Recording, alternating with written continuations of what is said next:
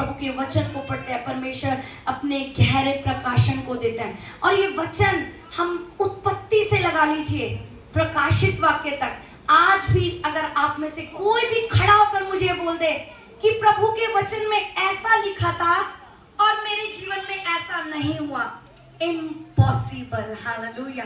यदि खुदा ने कुछ लिख दिया तो उस लिखे को कोई मिटा नहीं सकता। ये है खुदा का वचन। हालेलुया।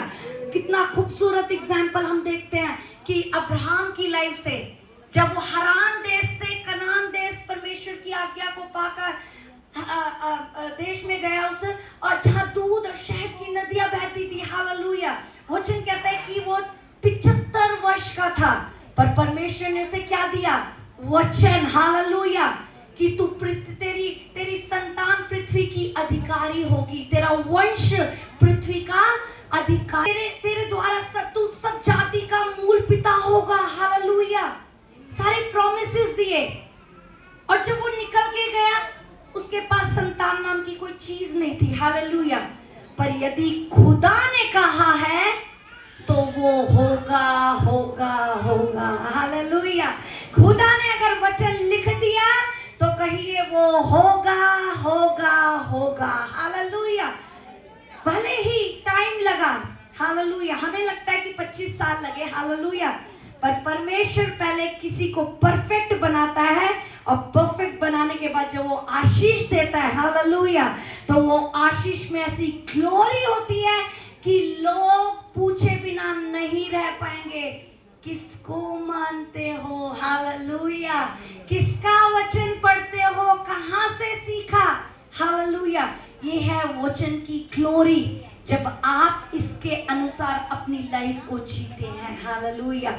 सेकंड स्टेप, हालेलुया, इन दिनों में अपनी लड़ाई को लड़ने के लिए, अपनी लड़ाई को जीतने के लिए, पहला पिता के सामने प्रार्थना। हालेलुया।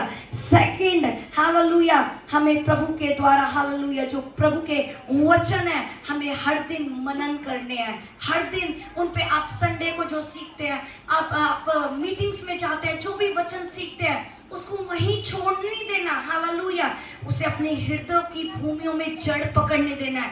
आप में से आप देखेंगे, आप किसी चीज का बीज बोते हैं, 15-20 दिन बड़ी मेहनत होती है ना, कि उसको कितना पानी चाहिए, कितनी धूप चाहिए, कितना, क्यों? क्योंकि उस रोक दे। हालेलुया। हालेलुया।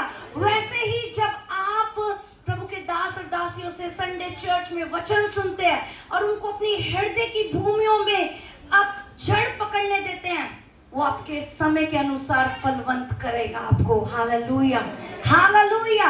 आपको वचन की पावर को समझना है। जिस खुदा ने कहा कि मैंने अपने बड़े नाम से बढ़कर महत्व वचन को दिया, तो आप सोचिए इस वचन की अहमियत क्या है। हालेलुया। ये वचन आपकी लाइफ में कितनी गहराई से जड़ पकड़ना चाहिए। हालेलुया। कि ये अपने समय पे फलों को लेकर आए। हालेलुया। हालेलुया। और तीसरा और आखिरी, हालेलुया, कि हम उपवास, हालेलुया, एक लाइफ में, हालेलुया, कुछ लोग कहते हैं कि हमसे उपवास नहीं होता। हमारे चर्च में एक और दीदी है ना, हमारे चर्च की मेंबर, हमसे पूछ सकते हैं, गीता दीदी, वो कहती थी, एक दिन उन्होंने मुझे फोन किया, दीदी मुझसे ना प्रार्थना हो जाती है, मुझसे वचन भी पढ़ लेती हूँ, मुझसे ना फास्टिंग नहीं होती है ना, पढ़े, वो कहते हैं ना कि जो मन में है वही बताया, खुदा से आप क्या छिपा सकते हो। हालेलुया।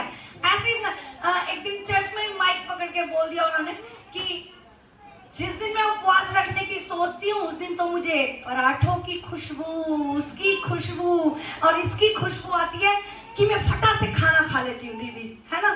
तो उन्होंने बोला दीदी, एक शैतान से लड़ने के लिए एक विश्वासी की लाइफ में 3 चीजें तो जरूर होनी चाहिए। हालेलुया। मैं आपको ये नहीं कह रही 365 के 65 दिन आप उस उपवास करो, पर एक दिन तो आप खुदा की हजूरी में पूरी रीति से अपने आप को नम्र और दीन करके बैठे। हालेलुया। बहुत जरूरी है। हालेलुया।